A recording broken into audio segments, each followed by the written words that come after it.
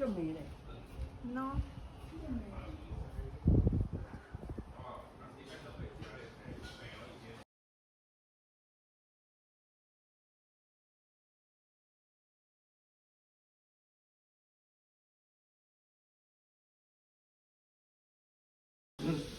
Cú tổng. 这个，这个我看。哦，那个水果啊。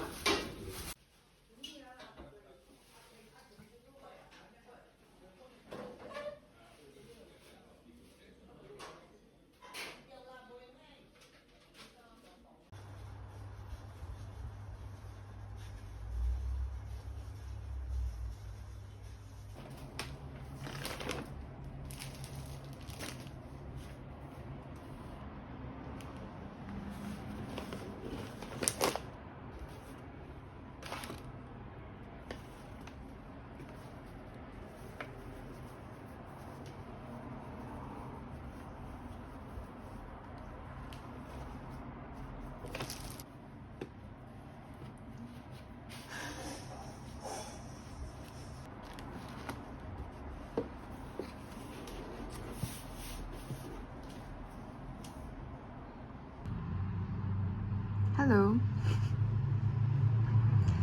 I didn't think I would be speaking, but I am. I do enjoy when vloggers they speak to the camera. That audio just adds a bit more texture, I guess, to the whole video. So I'm trying this out, although I know that it's going to be very annoying when I'm editing this. I will feel like I hate my voice and it will look so awkward. But hopefully the more I see myself and the more I hear myself, it will feel more comfortable and it will feel more natural. So it's the last day of January, and usually at the end of the month I will be doing some reflections on my journal and also start planning for the next month. But it's nothing too crazy. I just keep very simple prompts based on a planner that I used last year, which was very helpful. That planner was a gift, but I didn't repurchase it because I felt like I didn't use all the pages in it.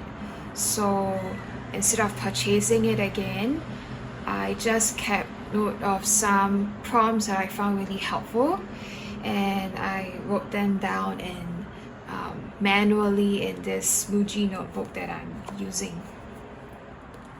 This year I haven't really settled on like my word of the year.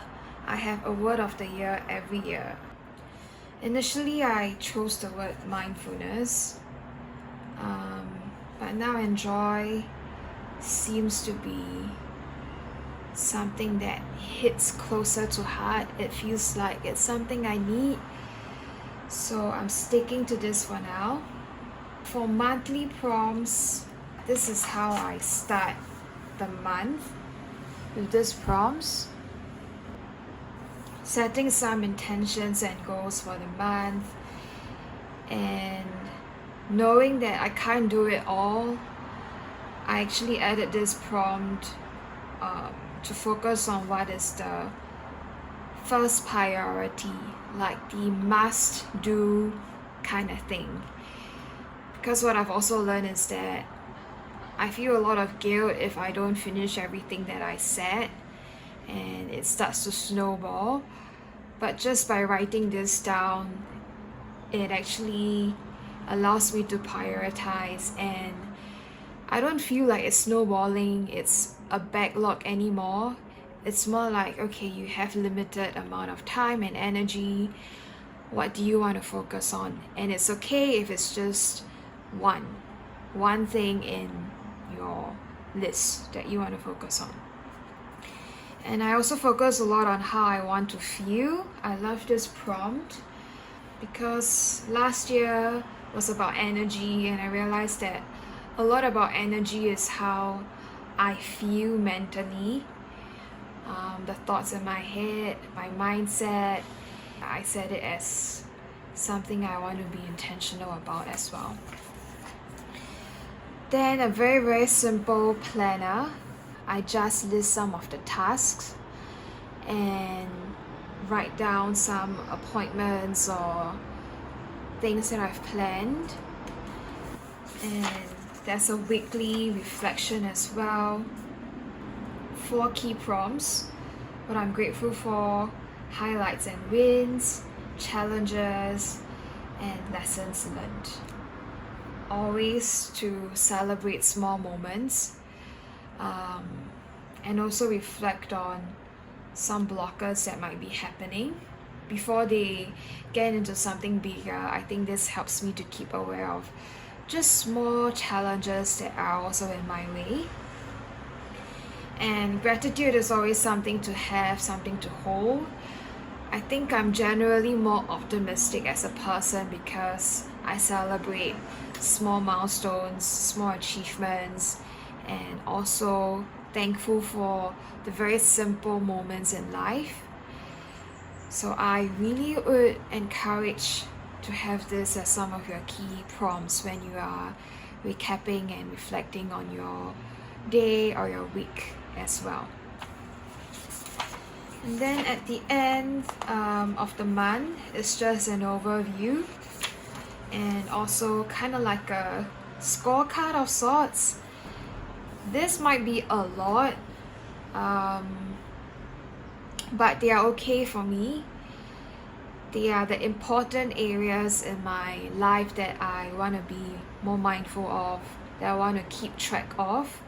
So there's one line for each.